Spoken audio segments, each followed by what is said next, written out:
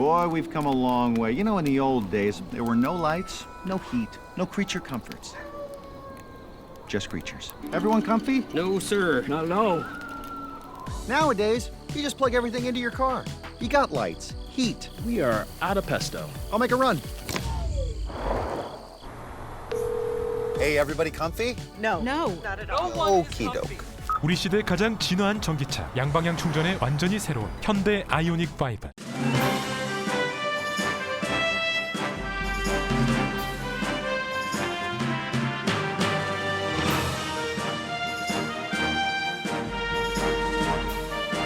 항상 미소가 함께하는 시원한 7월을 보내시기 바랍니다. 라디오 서울이 함께합니다. 강혜신의 오늘의 미국.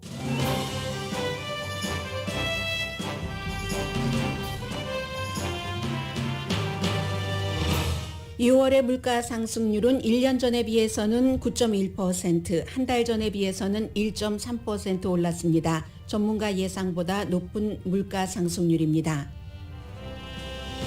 연방준비제도 이사 가운데 2명은 이달 말에 이자율 인상폭을 0.75%에 동의한다고 월스트리트저널이 보도했습니다. 9월과 11월에도 추가 인상이 뒤따릅니다.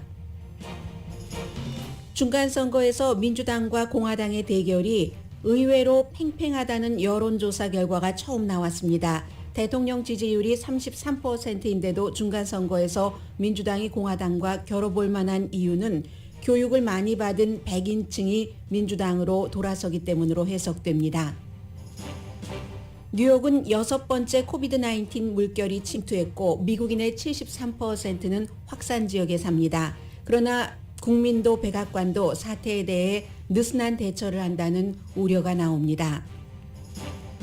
의사당 폭동 7차 청문회에서는 의미 있는 증언이 많이 나왔습니다. 트럼프 전 대통령의 말을 따랐지만 후회한다는 증언과 내전으로 갈 뻔했다는 증언도 있었습니다. 트럼프 측근 가운데 측근으로 트럼프를 도운 것에 후회한다는 사람도 늘어납니다. 일론 머스크 테슬라 CEO가 트럼프는 석양과 함께 질 때라고 트윗하자 트럼프는 테슬라는 정부 보조 없이는 가치가 없다고 답하는 등 한때 친했던 두 사람 싸움 이어집니다. 타이거 우즈가 사우디아라비아가 주최하는 리브 골프에 출전한 선수들을 직접 비난했습니다. 그들은 등을 돌렸다고 말합니다. 여러분 안녕하십니까? 오늘의 미국 강예신입니다. 오늘 로스앤젤레스 시간으로 새벽에 5시 한 8분경에 5시 18분입니다. 제가 시간에 집착 안 해도 되는 걸 집착하네요.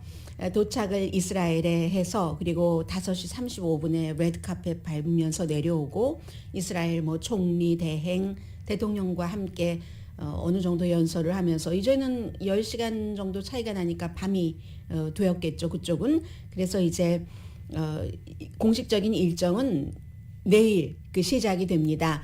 오늘 대통령이 이스라엘에 가서 또 이제 사우디아라비아에 금요일에 방문하게 되면 이스라엘 방문보다도 사우디아라비아의 방문이 더 중요하죠. 오늘 나온 인플레이션 물가지수와도 연결되는 가솔린 값 이런 것들 때문에 사우디아라비아에서 가솔린 좀 많이 오일을 많이 생산해 주세요 하는 부탁을 하러 갔기 때문인데 먼저 오늘 물가 상승률 그리고 이 물가 상승률 인플레이션은 유권자들이 생각하고 있는 지금 가장 중요한 이슈가 뭐라고 생각하십니까 하면은 답변할 때 인플레이션으로 나오죠. 그럼에도 불구하고 왜 민주당이 공화당과 겨뤄볼 만하다는 건가 이번 중간선거에서 처음으로 지금 나온 여론조사 결과이기 때문에요. 연결해서 이 두 가지 이슈부터 정리를 해드리겠습니다. 9.1% 1년 전에 비해서 물가가 6월 달에 상승했다는 것은 또 기록을 경신한 겁니다. 한 달 전에 8.6%여서 1981년 이후에 1년치의 인플레이션으로서는 최고라고 했는데 이제 그것을 또 경신한 게 되고요. 가장 중요한 것은 변동성이 많은 가솔린 값 그리고 이제 식료품 값 때문인데 그런 변동성이 많은 것을 빼놓은 핵심 물가지수, 핵심 콜 CPI는 5.9% 증가했습니다. 다 포함시킨 9.1%보다 많이 낮아졌죠. 그런데 이것 역시 전문가들은 5.7%로 예상을 했었고 모든 걸 다 포함한 물가 인상은 전문가는 8.5% 예상했는데 9.1% 나왔습니다. 다우존스 예상이 그랬는데 그 예상보다 훨씬 높았습니다. 한 달로는 장 보실 때 여러분은 어떠셨어요? 물론 그 아이템에 따라서 다르겠지만 5월 달에 비해서는 1.3% 6월 달에 물가가 올랐고 핵심 물가 지수 그러니까 가솔린과 식료품 빼고는 0.7% 올랐습니다. 이것도 전문가 예상보다 두 가지 다 높았습니다. 그래서 어찌 보면은 여러 가지를 이제 뭐 가솔린이다, 렌트비다, 의료비다 이런 것을 다 종합해 볼 때 인플레이션은 이번에야말로 피크가 아닌가 이렇게 보고 있는 전문가들이 오늘 아침 현재로서는 많은 것 같고요. 전반적으로 이제 가솔린 값까지 포함되는 에너지, 그 에너지에는 우리 이제 전기요금, 유틸리티도 있고 가솔린 값도 있는 그 에너지 값은 7.5%. 이거 1년으로 따지면 이 에너지 값은 41.6%가 올라갔습니다. 그리고 가솔린 값은 이제 한 달 것을 비교를 해보면 한 달 전보다 가솔린 값 11.2%, 1년 전보다는 60%가 올랐는데 가솔린 값은 6월 그 중순부터 좀 내려가기 시작했기 때문에 이 내려간 것에 대해서는 다음 달에 발표될 물가지수에 반영이 될 겁니다. 전기요금 한 달 전보다 1.7%, 1년 전보다 13.7% 비싸졌고 식품 한 달 전보다 1%, 1년 전보다 10.4% 비싸졌습니다.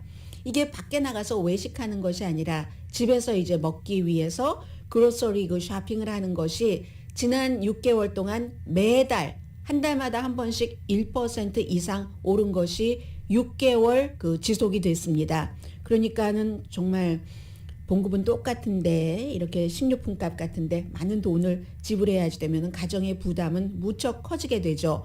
또 렌트비 같은 경우도 정말 두 자리 숫자 이상 늘어나는 1년으로 따지면 그런 곳이 많고 0.8% 한 달 전에 비해서 그만큼 올라서 한 달의 렌트비 인상폭으로는 이것 역시 1986년 이후에 최고라고 하고 의료비용도 한 달 전에 비해서 0.7% 비싸졌는데 의료비용은 치과, 덴탈 비용이 가장 많이 올라서 1.9% 1995년 이후에 한 달로서 가장 큰 폭의 증가율이랍니다.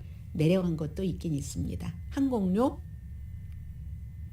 티켓값이 1.8%가 내려갔는데 그럼에도 불구하고 1년 전에 비해서 많이 올랐죠. 34.1%. 왜냐하면 1년 전에 여행 가는 사람들이 거의 없었기 때문에 그냥 싼값에 내놔도 아무도 사가지 않았었을 때고요. 그리고 이제 천천히 고기라든가 아니면 생선 기타 달걀 등도 0.4% 내려갔는데 5월 달에 비해서는 1년 전과 비교라면 여전히 11.7% 비싼 가격에 여러분들 장을 보고 계십니다. 그러니까 전반적으로 물가 상승하면 연방준비제도의 이자율인데 이 물가 상승률이 지금 9.1%라고 말씀드렸잖아요. 1년 전에 비해서 이 평균을 2%로 하기를 연방준비제도는 원하고 있습니다. 그러니까 이자율 높여서 시중에 돈 좀 덜 돌게 해서 돈을 덜 쓰게 한다. 물론 그에 따른 부작용도 있지만 그러한 것 조절을 하려면 당연히 이자율 이제 올릴 수밖에 없다는 그 얘기고요. 그리고 이처럼 물가가 상승하는 것에 대해서 정부는 계속 우크라이나 전쟁 때문이다. 거기서 에너지 값 또 무슨 식용유라든가 농산물 다 그로서리와 에너지 값이 제일 중요한데 그 두 가지가 러시아 때문이다라고 얘기를 하고 있고 기업의 아주 막 그 탐욕 때문이야라고 하지만 기업 부분은 지금 올해 2021년 2, 4분기에 비해서 올해 2, 4분기에 1.3% 증가했거든요. 그러면 전체적으로 9.1%인데 기업의 이윤이 1.3%면 기업 때문에 그래 라고 말하기는 힘든 것이고요. 주식시장 선물 가격부터 내려가더니 지금 다우지수 어떻게 되어 있습니까? 나스닥은 기술주니까 2.10포인트 올라가고 S&P 500는 9.89% 마이너스. 다우지수는 오늘 뭐 굉장히 많이 내려갔었는데요. 지금은 어떤가 보려고 하는데 바뀌어주세요. 화면 좀. 현재 9시 8분이고요. 다우지수 142.74포인트 내려가고 있습니다. 이것도 아침에 뭐 300포인트 이상 뭐 장시간 동안 내려갔었는데 많이 그 회복은 됐습니다. 말씀드린 것처럼 가솔린 값이 인하된 그런 것의 인플레이션은 다음 달에 반영이 될 테고, 그리고 이제 오늘 월스트리트저널이 이런 것들 나오고 나서 금방 그 발표하는 것을 보면은 연준이 7월 달에 얘는 이제 0.75% 포인트 이자율 올린다는 게 2명이 동의를 했다는 겁니다. 원래 7명인데 1명이 지금 펜딩 들어가 있기 때문에 6명 가운데 2명이면은 3분의 1이고, 아직 오늘 며칠입니까? 오늘 7월 13일이니까 기간 조금 남았으니까 확정적이지는 않고요. 그럼에도 불구하고 블룸버그 뉴스는 이달 말에 이자율 인상은 0.75%다라고 확정적으로 얘기를 합니다. 그리고 나서 현재의 이 추세라면은 9월 중순에 또 한 번 있을 때 0.5%포인트 올리고 11월 달에 돼서 이제 정상적인 이자율 인상 폭이라고 보여지는 0.25% 올릴 수 있지 않을까. 이것도 지금의 시나리오다 하고 말씀을 드리는 거고요. 아무튼 내년까지는 이 인플레이션이 완전히 뭐 잡혀서 2%가 된다던가 하는 그 기대를 하는 사람들은 경제 전문가 가운데서는 거의 없습니다. 그래서 올해 지금까지 연방준비제도가 3차례 이자율을 올려서 이자율을 올렸고 앞으로도 1, 2, 3 번 더 남았다는 얘기입니다. 그러면 인플레이션, 물가 인상이 이렇게 될 때 11월 중순에 선거를 치르고 지금까지 오늘의 미국에서도 이번에 중간 선거는 도저히 해볼 만한 그런 그 민주당으로서는 그런 가능성이 거의 없다라는 형태로 많이 보도를 해드렸습니다. 하원 당연하게 내주고 상원도 내줄 가능성이 높다 했는데 오늘 뉴욕타임스가 조금 새로운 지적을 내놨거든요. 예를 들어서 뉴욕타임스의 정치 분석가 네이트 콘 씨가 한 분석인데 네이트 실버 씨와는 다릅니다. 그 네이트 콘 씨가 한 그 분석에 따르면은 지난 10년 동안 여론조사에서는 유난히 민주당을 지지하는 여론이 많이 잡혔었고 그랬기 때문에 뭐 여론조사가 맞지 않은 그런 경우도 있었고 이런 여러 가지를 감안을 해서 이번 중간선거 사이클에서 이 정도의 대대적인 여론조사는 뉴욕타임스와 시에나 칼리지가 처음 했는데 미국 지금 정치적인 성향이 재편성되고 있다. 일단 이렇게 결론을 지어 놓고 있습니다. 과거에는 이제 교육을 받은 백인의 경우는 교육을 많이 받은 적어도 이제 대학 교육 그 졸업장이 있는 사람들은 공화당을 지지했는데 뭐 여러 가지 이유가 있겠죠.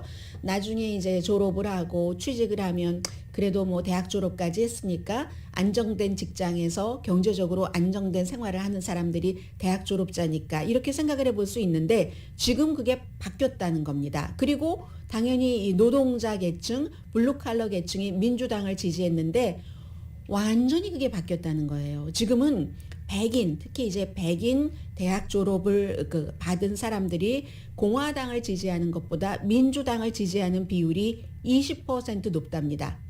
반대로 블루칼러, 노동자들이 공화당을 지지하는 비율이 높다는 거거든요. 이것은 오늘 발표가 된 물가 상승률과도 연관이 있습니다. 너무너무 아니 내 이거 똑같은데 왜 이렇게 물가가 오르는 거야? 이런 경제에 대한 좌절, 불만에 따라서 바이든과 민주당이 싫어. 정권을 잡으니까 경제가 이렇게 되고 있잖아? 라고 생각을 한다는 거고 민주당은 왜 이 백인 대학 교육을 받은 유권자 가운데서 민주당으로 뭐 20%포인트나 많을 정도로 올랐는가 돌았는가 하는 것은 연방 대법원의 판결에 따른 분노라는 겁니다.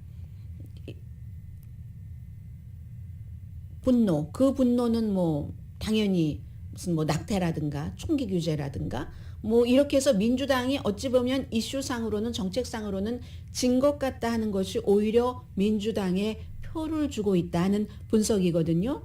아무튼 그런 현상, 바이든 대통령에 대한 지지율은 지금 33%밖에 안 되고, 그리고 같은 여론조사에서 그제 이 나라가 잘못된 방향으로 가고 있다 하는 사람이 80% 넘었었잖아요. 그러면 당연하게 공화당의 압승을 생각해 볼 수 있는데, 이 같은 정치 유권자의 정치 성향의 지형의 변화에 따라서 해볼 만한 게임이라는 겁니다. 그리고 실제로 질문을 던져봤습니다. 유권자들에게.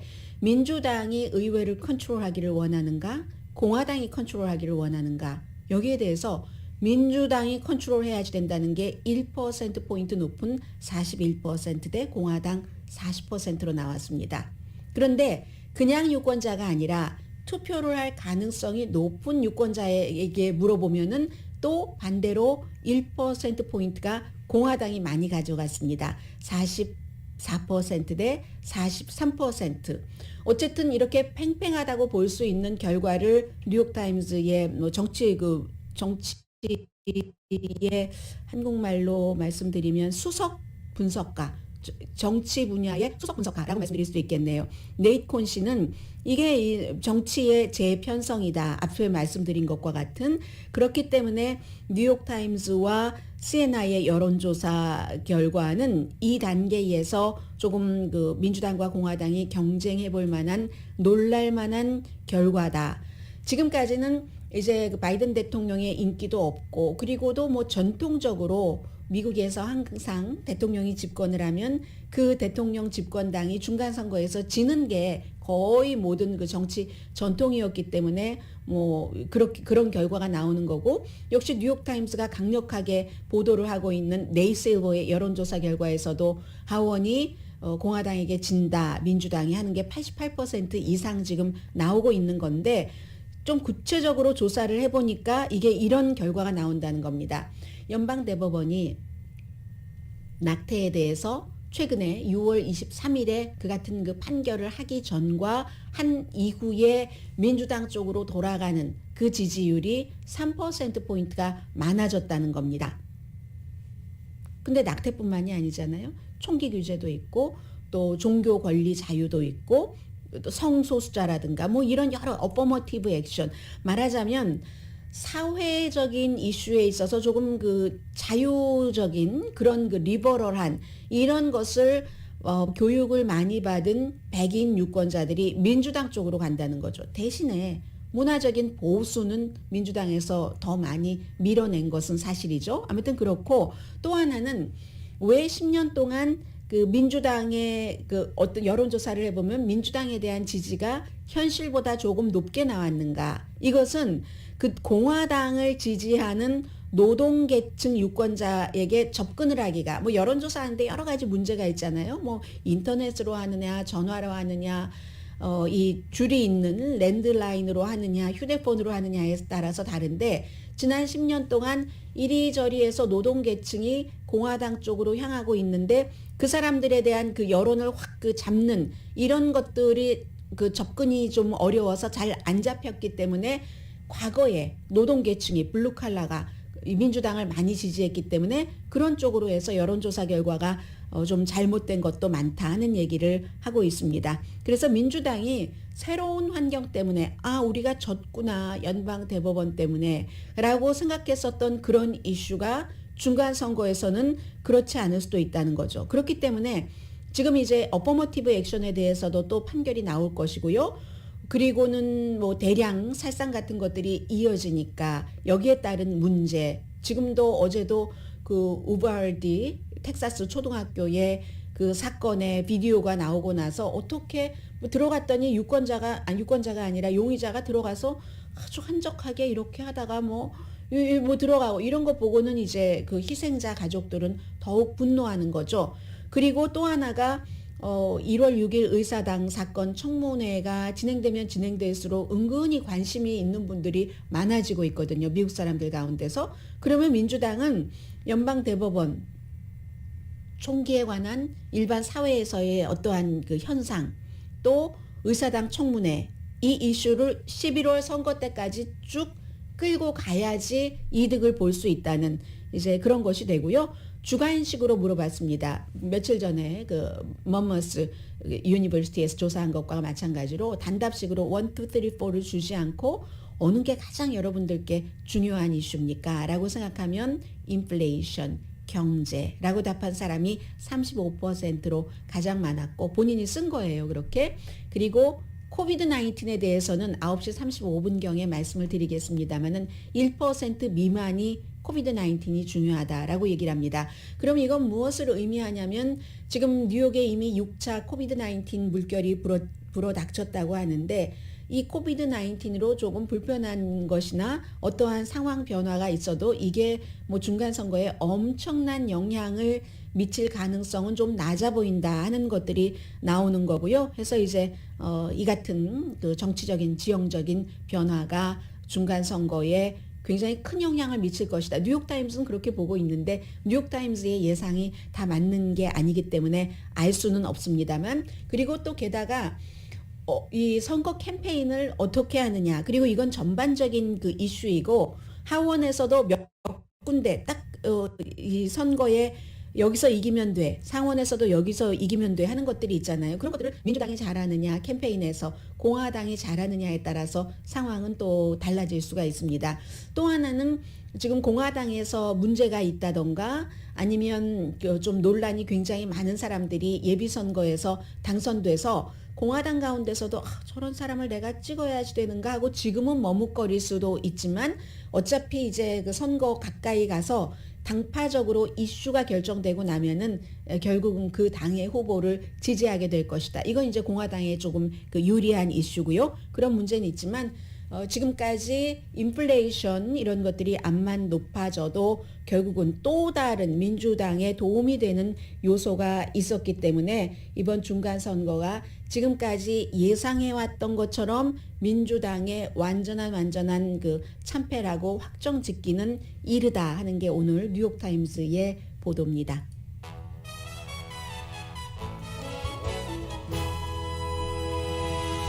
오늘의 미국은 존경받는 기업 17년 연속 1위, 소비자 신뢰도 1위, 유한양행 뉴오리진 미주 총판, 피부과학 셀리온, 전문가가 추천하는 이민법 가정법 전문 제인정 종합법률사무소, 거위터 리블 전문회사 코지다운, 복강경 수술 전문 장지아 외과, 검정콩 생순두부 수라원 순두부, 리프팅의 명가 미러클 레이저 클리닉, 수화연을 핫세일 중인 한국 홈쇼핑 공동펀입니다.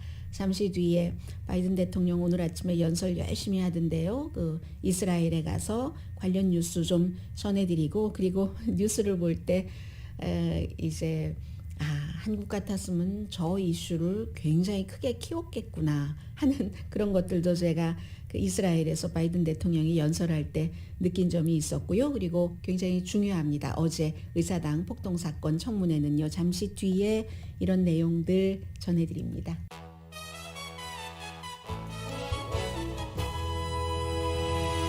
라디오 서울 방송 오늘의 미국 듣고 계십니다. 네, 오랜만에 이스라엘 국가도 조금 들어봤고요. 바이든 대통령이 10번째 이스라엘을 방문하는 겁니다. 물론 그 젊었을 때 그 상원 의원 시절에도 방문을 했었고 그리고 오바마 대통령 아래서 부통령이었을 때도 이스라엘을 방문을 했지만 대통령으로서 이스라엘을 방문하는 건 뭐 당연히 처음이고요.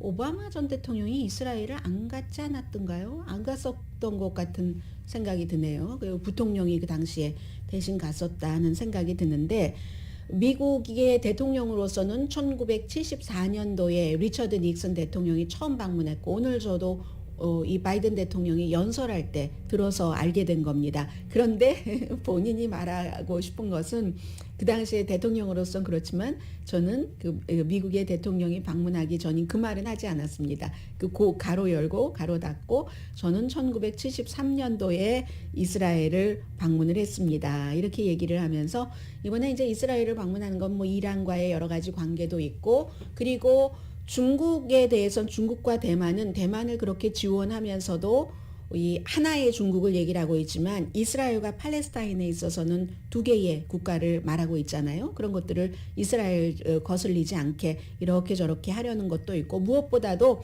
국가의 그 친밀도 같은 것을 많이 그 연설을 할 때도 얘기를 했고요. 우선 이 대통령을 맞는 벌써 그곳에 오후였는데 딱 그 뭐 레드카펫 깔아놓고요. 그리고는 미국 국가, 이스라엘 국가 같이 그 울려 퍼졌었거든요. 오늘 그 분위기 조금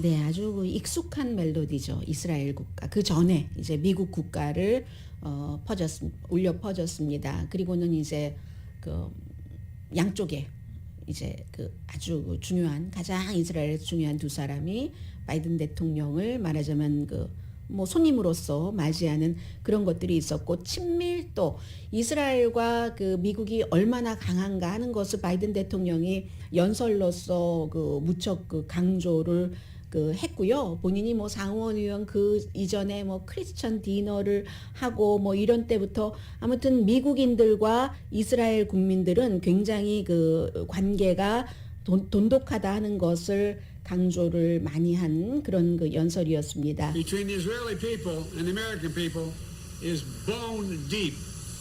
It's bone deep. Generation after generation, that connection grows. We invest in each other. We dream together. We're part of what. 네, 그러니까 뭐 세대와 세대가 계속 이렇게 흘러갈수록 그 관계가 정말로 그 본디 아주 깊어져서 뭐 같이 어떠한 일에 매진을 하고 같은 꿈을 꾸고 해서 이루고 한다는 그런 것들을 얘기를 했습니다. 무슨 중요한 정책이나 그런 것을 얘기를 한 것이 아니기 때문에 이 정도 하고요. 지금 이스라엘이 무척 벤자민 네탄야후 총리 시절에 막 복잡하고 본인도 와이프도 부패 스캔들에 걸려서 기소되기도 하고 결국은 지금 새로운 그 대행이죠. 그 야이르 라피드 P니까요. 대행이 있고 그리고 이제 뭐 대통령도 만나고 대통령 이름은 잘 안 외워집니다. 셰이크 모하메드 빈 자예르 에미리트 대통령. 여기도 또 인도가 들어갑니다.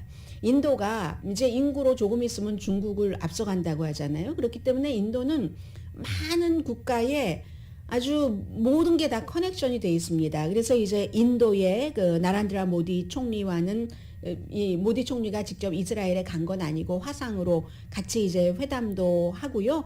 그래서 뭐 또다시 이 이름을 뭐 예루살렘 선언이다 해서 뭐 두 나라가 이렇게 동맹을 강화한다는 그런 것에 이제 서명을 한다고 하고 또 이란과 이스라엘과의 관계, 그 미국이 원하는 쪽으로 이제 조금 더 완전한 그 적대 관계를 부수면서 어떻게 해갈 수 있는 이런 것들을 이제 조금 얘기를 할 것 같고요.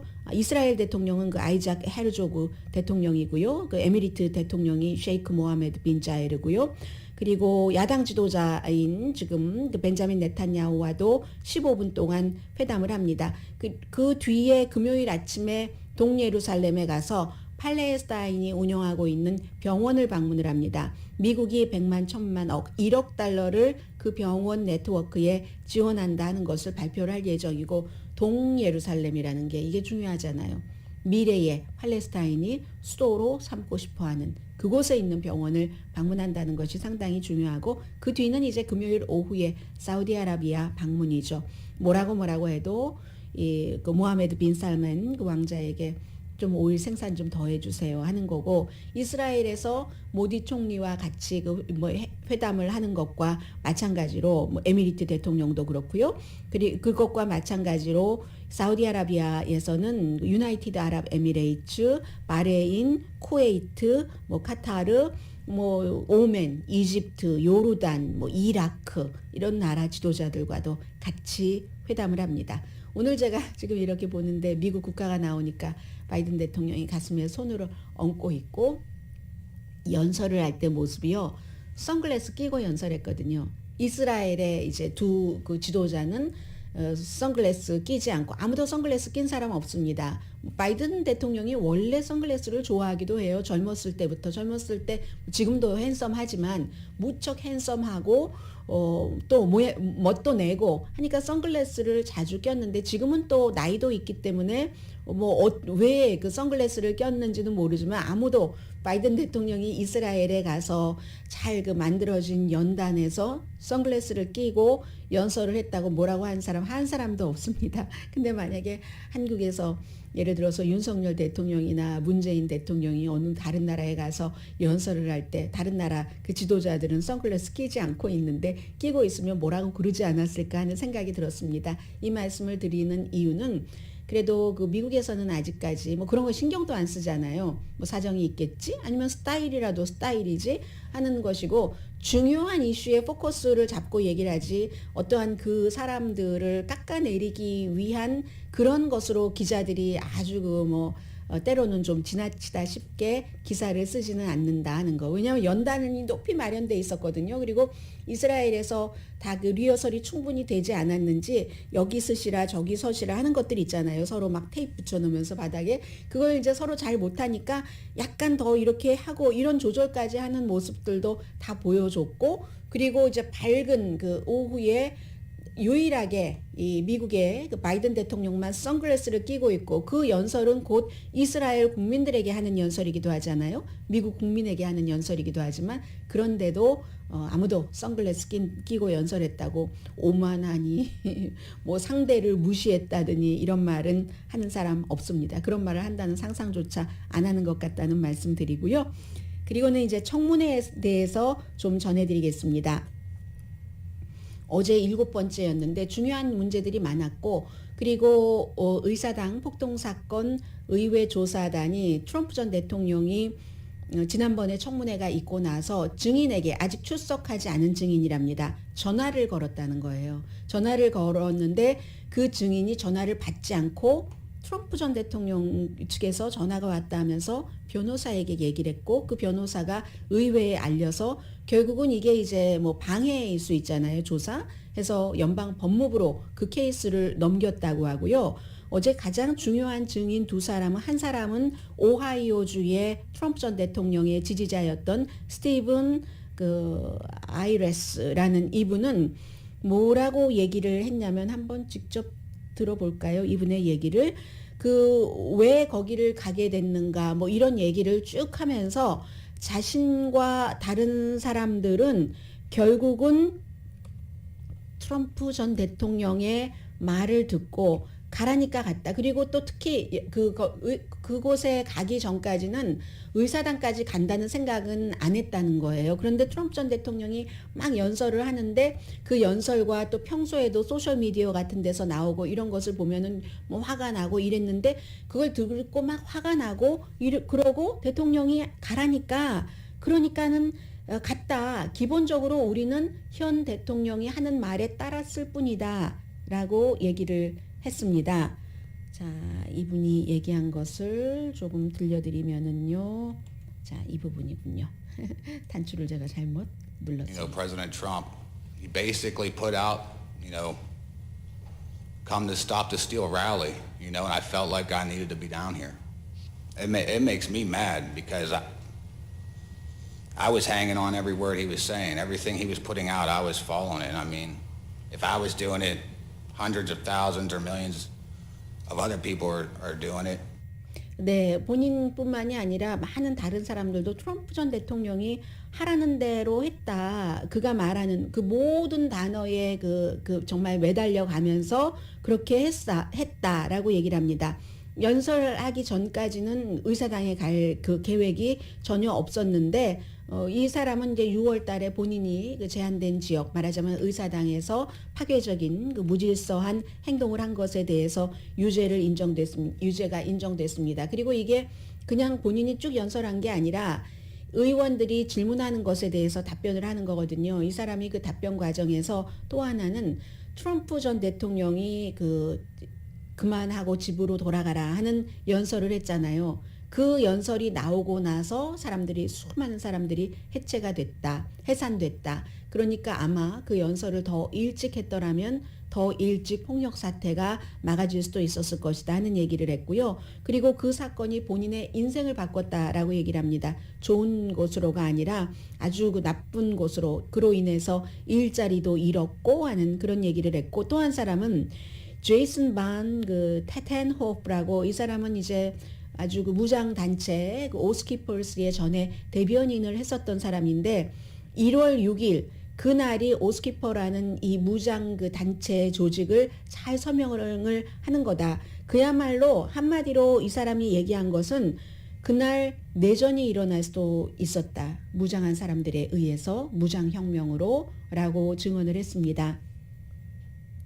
I think we need to quit mincing words and just talk about truths. And what it was going to be was an armed revolution. I mean, people died that day. So this committee has 사람들이 그날 숨졌다고 얘기를 하잖아요. 그리고 여기서는 그 무장한 혁명이다, 레볼루션까지밖에 안 나왔지만 시빌 워로 갈 수도 있었다. 정말 내전으로 갈 수도 있는 상황이었다라고 얘기를 했습니다.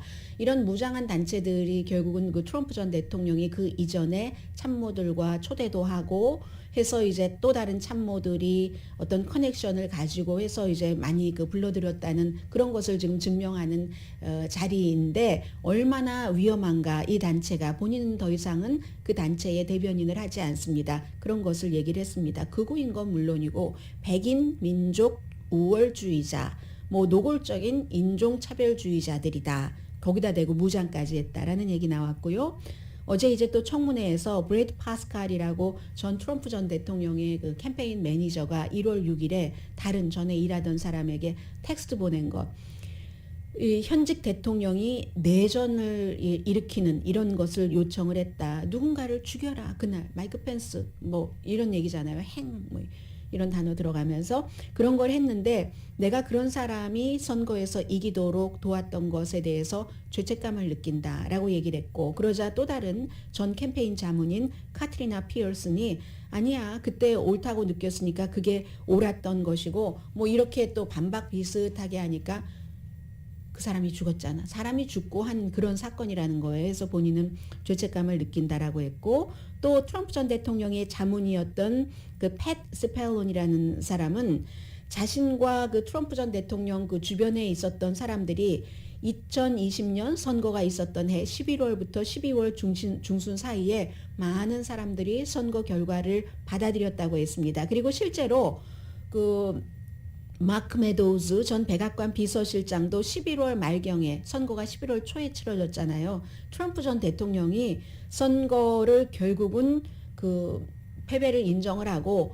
우아하게 퇴임할 것이다 라고 얘기를 한 번이 아니라 여러 번 했는데, 그 뒤에 이게 트럼프 전 대통령의 결정이었지만 주변 측근들의 이거 뒤집어야지 돼. 뭐 이 선거가 도난당했다고 1월 6일 날 가서 뒤집고 이거에게 우세했었던 것이죠. 그래서 이제 그랬다 하면서 오히려 이 사람은 마이크 펜스는 그럼에도 불구하고 따르지 않고 바이든 인준을 발표를 했으니까 메달을 받을 감이다라는 얘기도 했고요. 그리고 트럼프 전 대통령 시절에 그 박스 출신으로 마지막에 이제 그 대변인을 했었던 그 케일리 맥커네니에 대해서 트럼프 전 대통령의 지지자들은 칭송을 아끼지 않았습니다. 그 당시에 이제 거짓, 그 트럼프 전 대통령의 말이 맞다고 많은 것을 대변을 했었었는데, 이 사람도 마찬가지로 소송 다 끝나고 60몇 건 중에서 하나가 부정선거였다가 아니라 다시 뭐를 좀 해봐라 라는 쪽으로 판결 난 거 이외에는 다 졌잖아요. 연방대법원에서도. 심지어 지금 그 트럼프 전 대통령이 지명을 해서 트럼프 전 대통령이 주장을 했었던 많은 것에 대한 그 판결을 내리는 3명의 그 연방대법관도 이거는 우리 연방대법원에서 다룰 가치조차 없어 하고 기각하고 말았는데, 그런 것 모든 소송이 끝나고 나서 케일리 맥케네니도 나도 그 이후에는 딱 그 포기하고 새로운 삶을 살아 계획하기 시작했다는 이런 얘기들이 어제 나왔습니다. 그래서 이게 그 더 많은 그 미국인들이 의회 조사단 저런 거 왜 하지? 아우 지겨워, 다른 뉴스 듣고 싶어 하는 사람들도 많이 있겠지만, 그런 사람들보다 오히려 이 중요성을 인식하는 사람들이 더 많은 것 같고요. 오늘의 미국에서는 제가 어떨 때는 여러분들 듣기 싫어하시면 어떠나 걱정하면서도 많이 전해드렸는데 이 일이 이제 뭐 마무리가 이제 뭐 될 날이 머지 않았으니까는요. 잠시 뒤에 또 다른 뉴스 전해드립니다.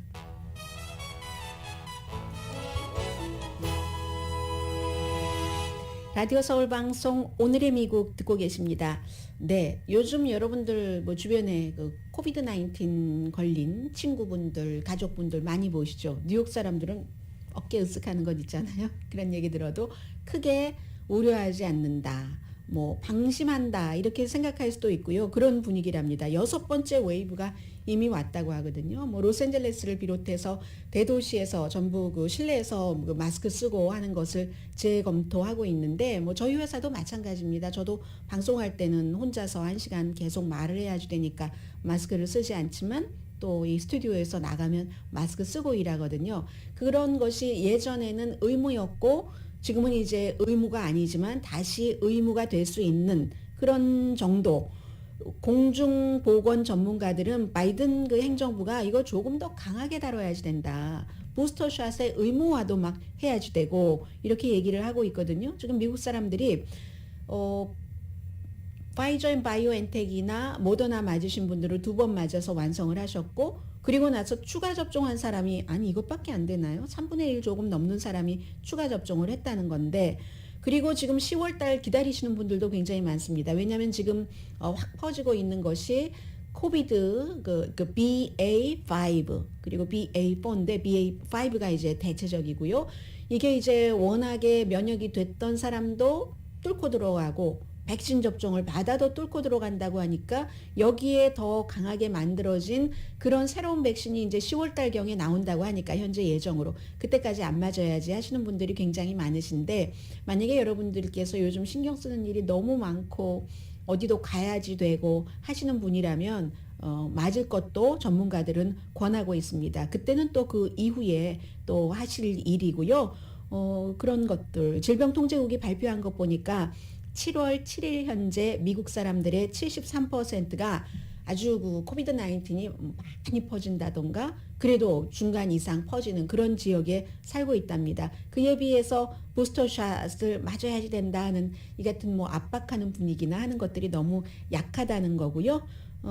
그런 얘기. 그리고 또 하나 이 얘기는 굉장히 그 미국적이기도 하고 이게 과연 가치가 있는가 하면서도 사람들이 워낙에 묵직하니까 또 이것을 또 그 보도를 하게 되고 이런 일을 제가 많이 보도를 하진 않지만 일론 머스크와 트럼프 전 대통령의 싸움입니다. 일론 머스크와 트위터의 그 문제는 이제 트위터가 일론 머스크가 트위터 인수 안 한다 뭐 이렇게 얘기를 하니까 고소를 어제 그 델라웨어에 있는 법정에 접수를 시켰고요. 일론 머스크가 오랜 동안 정치에 대해서 그 침묵을 하고 있다가 트윗을 띡하니 했는데 트럼프 전 대통령이 석양이 지는 것처럼 가만히 있어야지 될 때지 대통령에 뭐 취임한다고 이럴 때가 아니야 라고 얘기를 한 겁니다. 그리고 그 론 디센티스가 플로리다 주지사가 나오면은 바이든 대통령에게 아주 쉽게 이길 거야. 두 사람이 붙으면 이렇게 얘기를 하고 트럼프 전 대통령이 아니 그때 무슨 뭐 나이가 몇인데 대통령에 나가 대통령은 고사하고 CEO가 되기에도 나이가 너무 많은 거지 뭐 이런 얘기. 또 하나는